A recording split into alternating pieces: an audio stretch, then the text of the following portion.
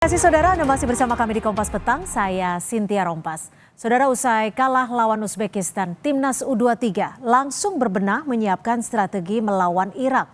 Pelatih Sintayong juga meminta pendukung Timnas kembali memenuhi stadion di laga hari Kamis. Pelatih Timnas Sintayong terus mempersiapkan timnya melawan Irak dalam pertandingan hari Kamis. Indonesia akan kembali diperkuat Rafael Struijk di lini depan. Sementara untuk lini belakang, Sintayong juga memiliki pemain pelapis untuk mengisi posisi yang ditinggalkan Rizky Ridho.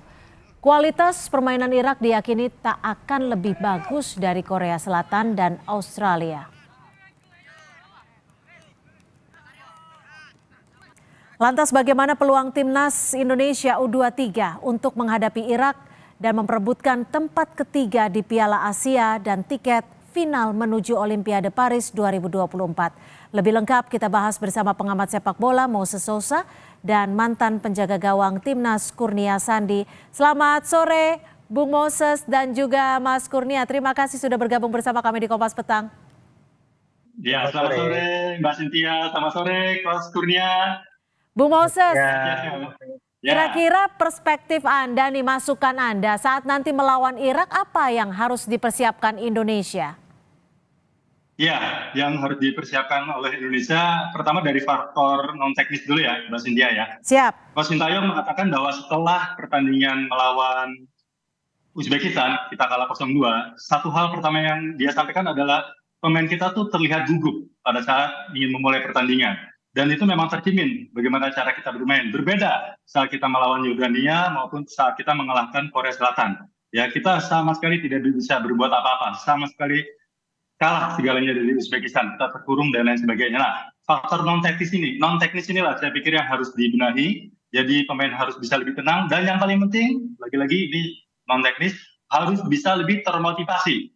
Kalau pada saat partai semifinal kita memimpikan kita masuk final kemudian juara Piala Asia, nah kali ini mimpinya adalah kita bisa terbang ke Paris.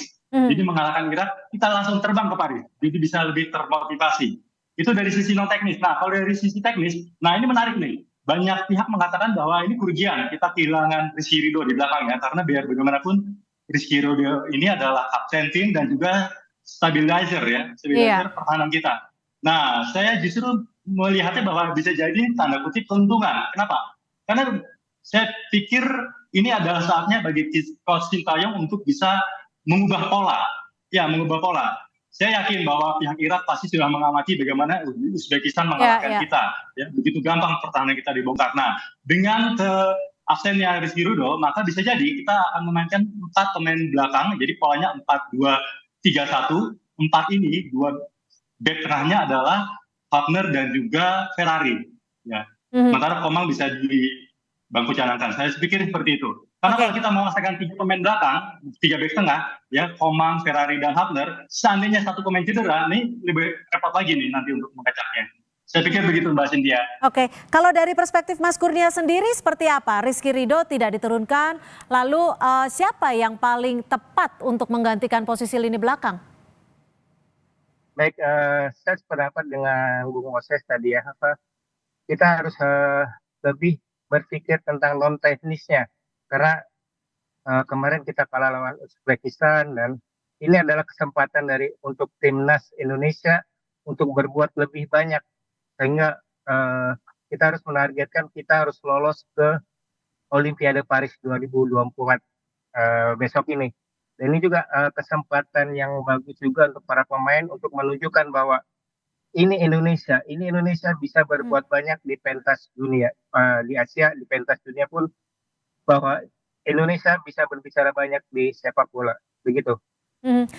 Bung Moses, lalu apa sebenarnya yang patut ataupun harus diwaspadai nanti dalam bertanding melawan Irak? Baik, kita akan kembali ke Mas Kurnia. Mas Kurnia, kalau dilihat dari cara permainan Irak, apakah Indonesia patut mewaspadai bagaimana Irak memberikan perlawanannya atau pertahanannya? Ya, saya pikir tim Irak tidak sekuat tim Uzbekistan kemarin, dan saya lihat 2 gol yang diterima oleh Irak adalah ketidaksiapan atau koordinasi yang kurang di lini pertahanan mereka. Kita lihat kemarin tim Irak juga ada sedikit miskoordinasi di belakang. Meskipun mereka jarak antar pemain rapat, tapi koordinasi atau bahkan kondisi fisik mereka tidak mampu mengimbangi kecepatan dari pemain Jepang. Dan ini bisa dimanfaatkan. Kita sendiri tahu bahwa penyerang tim Indonesia mempunyai kecepatan seperti Strike, terus ada Marcelino Ferdinand, ada Fajar Fatur Rahman, itu mungkin bisa memanfaatkan kecepatan mereka untuk menembus pertahanan dari tim Irak. Kalau dari Bung Moses sendiri, apa yang patut diwaspadai dari timnas U23 Irak? Apa yang harus disiapkan Indonesia agar perlawanan pertahanannya juga tampil maksimal nanti? Ya, tadi saya sudah katakan ya, Irak pasti sudah mengamati bagaimana pertandingan Uzbekistan melawan timnas Garuda. Artinya, di situ banyak sekali celah yang kosong. Kita pakai 3-4-3 pada saat melawan Uzbekistan. Sementara Uzbekistan memakai pola 4-2-3-1. Ya, banyak celah ya, terutama dari sisi kiri kanan. Kita tuh gampang sekali diterobos oleh pemain-pemain Uzbekistan. Nah, saya pikir ini yang harus jadi fokus perhatian dari Sintayong. Itu satu. Yang kedua, dari sisi Iraknya, ini ada pemain utama mereka nih, Ali Jassim, sudah 3 gol, meskipun 3-3-nya dari titik putih ya. Yang pasti dia punya motivasi tinggi untuk menjadi pencetak gol terbanyak di event ini. Ya, dia hanya bersaing dengan Norcev dan Uzbekistan, sama-sama 3 gol. Artinya kita tetap harus fokus, dan yang saya bilang tadi, artinya kalau di semifinal kita memimpikan masuk final kemudian juara, nah ini cuma satu nih, ya, mimpi kita adalah lolos ke Paris. Ya, jadi motivasinya harus bisa lebih besar lagi, ya, seperti itu. Mas Kurnia, lalu menurut Anda komposisi mana yang paling tepat saat nanti melawan Irak? Saya pikir ada beberapa pergantian karena ada beberapa pemain yang akumulasi kartu ya, termasuk kapten Rizky Ridho. Tapi saya pikir tidak masalah karena di belakang kita punya Ferrari, kita punya Komang, dan mereka sudah terbiasa bermain bersama, dan saya pikir tidak masalah. Apalagi kita punya keuntungan Rafael Strike, dia bisa main lagi dan kita bisa memanfaatkan kecepatan dan agresivitas Strike di belakang, di depan.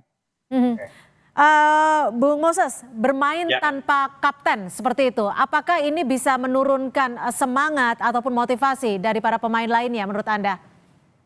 Ya, banyak yang bilang di atas kertas seperti itu ya, tapi ini adalah pertandingan penting. Ya, siap tidak siap, kita harus masuk ke gelanggang, kita harus masuk ke lapangan, dan kita juga punya figur lain selain Rizky Ridho di belakang, ya, yang menjadi kapten. Ya, kita lihat pada saat Rizky Ridho keluar pada pertandingan semifinal melawan Uzbekistan, ban kapten di sana oleh Nathan Choaon, ya, dan ini juga leadershipnya bagus nih. Ya, jadi saya pikir kita lebih menatap pertandingan ini pertandingan penting, siapapun pemimpinnya, ya, kita fokus dan lebih termotivasi. Itu Mbak Cynthia. Baik, kita akan kembali lanjutkan dialog sore hari ini, tetap bersama kami di terima kasih atas perspektif Anda, pengamat sepak bola Moses Sosa dan juga mantan penjaga gawang timnas Kurnia Sandi sudah bergabung bersama kami di Kompas Petang. Selamat sore. Terima kasih.